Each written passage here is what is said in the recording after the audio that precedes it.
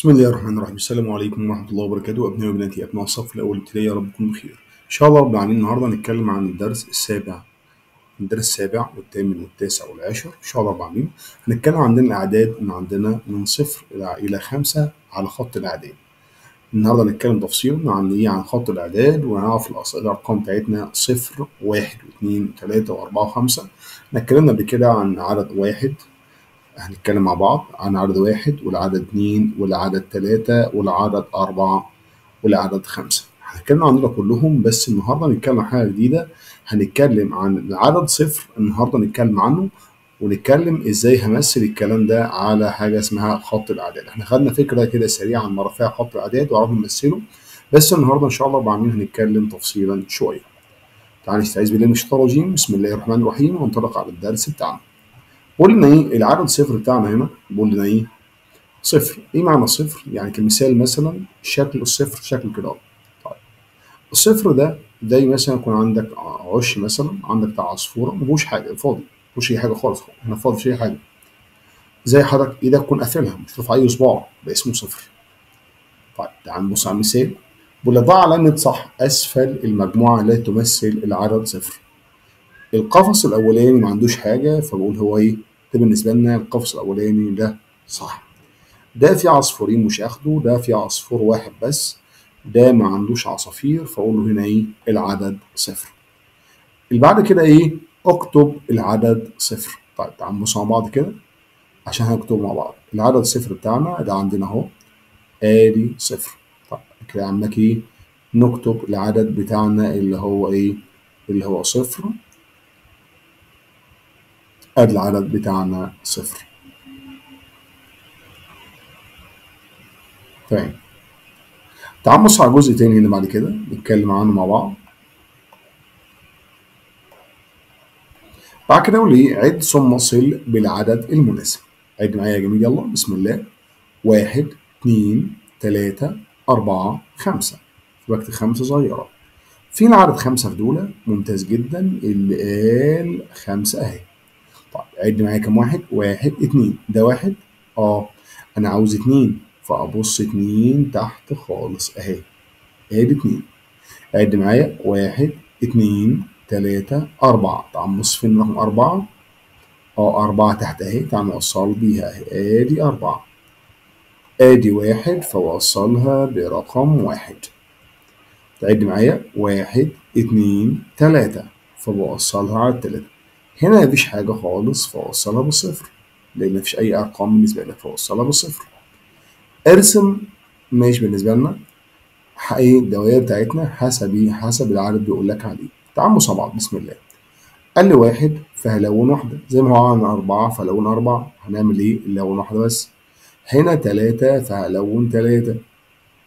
خمسة فهلون خمسة، واحد اتنين تلاتة أربعة خمسة، فلونت خمسة. تعال نبص تاني. عد ثم اكتب العدد. عد معايا يا شاطر. واحد اتنين تلاتة أربعة، فأدي أربعة. أنا عندي واحد اتنين، فأدي اتنين. دول كام؟ واحد، فوصل واحد. طب أبص هنا ملاقيش حاجة خالص، فده بالتأكيد العدد مين؟ العدد صفر. عد معايا.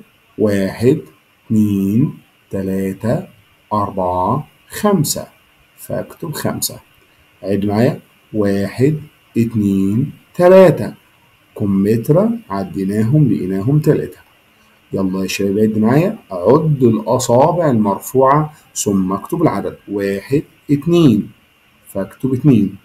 واحد اتنين تلاتة أربعة خمسة، فاكتب خمسة. هنا مش رافع أي صباع، يبقى العدد ده إيه؟ ممتاز، لا صفر. هنا واحد اتنين تلاتة أربعة، فيبقى هنا إيه؟ أربعة. عد واحد اتنين تلاتة، يبقى دول كام؟ تلاتة. المرفوعين تلاتة.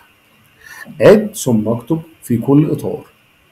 ماشي عد النقاط في كل إطار ثم اكتب العدد. عد معايا يا جميل كده بسم الله. واحد اتنين تلاتة أربعة خمسة، فاكتب خمسة. واحد اتنين تلاتة، نكتب تلاتة مع بعض.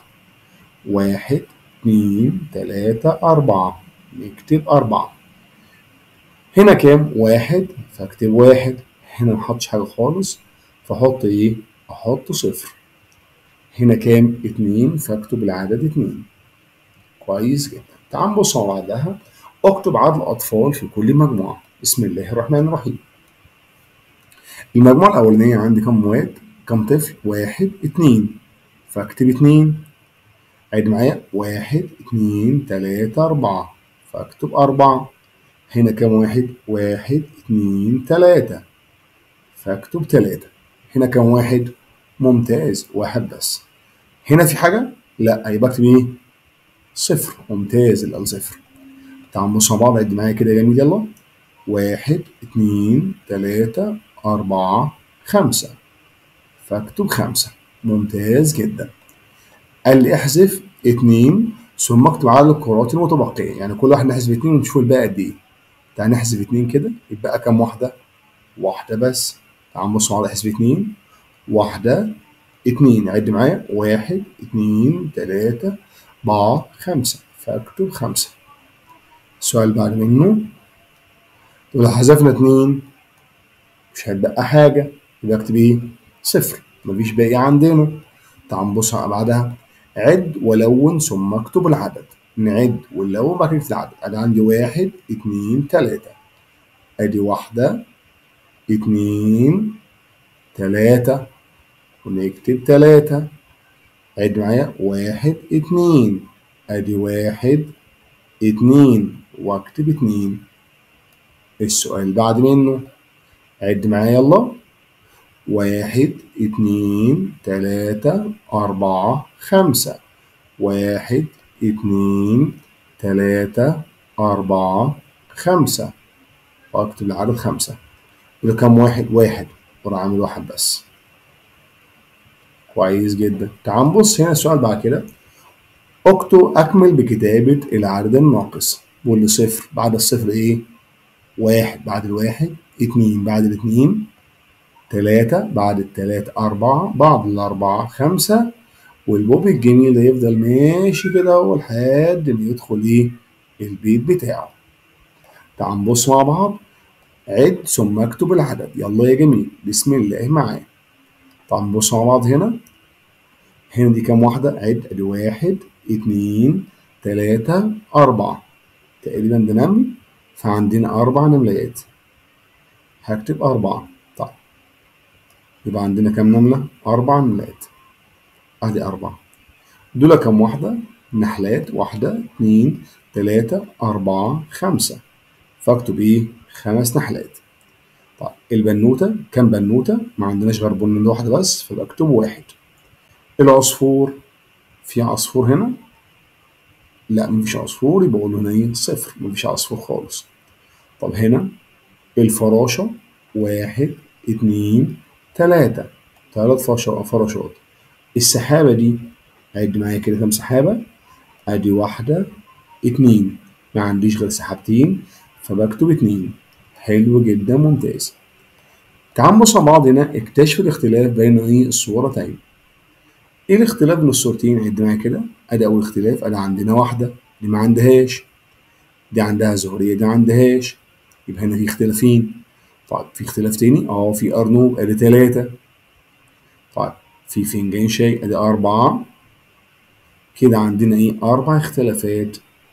ماشي، هكتب له هنا أربع اختلافات. أدي عندنا أربع كام اختلاف؟ أربع اختلافات. تعال نبص بعدها نتكلم عن الجزء الجديد بتاعنا اللي هو قلنا عليه خط الأعداد. خط الأعداد بيبتدي من إيه؟ من جهة الشمال، على إيد الشمال الجنب ده، وبيمشي كده وبيبدأ يزيد زي الأرنب كده، دي اسمها البداية. دايما على خط الأعداد بتوع صفر. صفر، أدي واحد قفزة، اتنين، تلاتة، أربعة، خمسة. يبقى عندنا إيه؟ بيقفز بالقفزات بتاعته.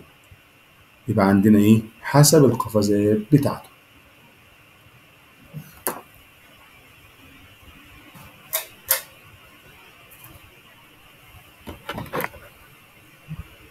طيب تعال نبص تاني مع بعض يلا. ادي عندنا خط الاعداد.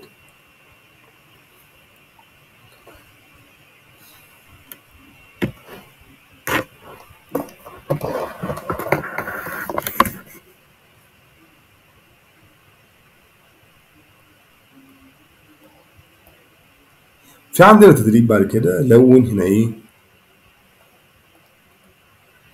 لون اطار 5 خانات حسب العدد على خط الاعداد. في عندنا صفر مش هلون حاجة، واحدة فهلون واحدة بس. هنا 2 خط الأعداد، يعني نبتدي هنا يزيد، هنا 0 1 2 3 4 5. 1 لون واحدة، 2 هلون 2، 3 هنلون 3 مع بعض، 4 هنلون 4 1 2 3 4، 5 هنلون 5 1 2 3 4 5، فهنلون 5 مع بعض. صل كل بطاقة بالعدد المناسب لها على خط الأعداد. دول 3 فهنوصلها، يبقى هنا إيه؟ نوصلها على خط الأعداد بالعدد 3. دول 1 2 3 4 5، نوصلها بالخمسة. ده 1 فوصله بالواحد. دول 1 2 3 4، نوصلها بالعدد 4. 2 نوصلها بالعدد 2. بعد كده نشاط 16 تتبع الأعداد من الصفر إلى 5.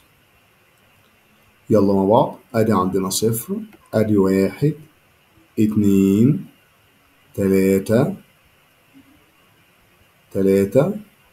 4 5. 0 1 2 3 4 5. 0 1 2 3 4 5. 0 1 2 3 4 5. اللي بعد منها 0، هقوله ايه؟ 0 1 2 3 4 5. ادي عند 0 1 2 3 4 5. 0 1 2 3 4 5. حضرتك كولي امر لازم حضرتك تدرب ابنك حضرتك من الصفر والواحد واثنين والثلاثة والأربعة والخمسة، يعرف يكتبهم كويس ويعرف الترتيب بتاعهم ويكتبهم بالحروف كويس جدا جدا جدا. وحضرتك تمرنوا وإن شاء الله ربنا يفرحكم بأولادكم دايما، ويا رب تستفيدوا بالفيديو بتاعنا. والسلام عليكم ورحمة الله وبركاته.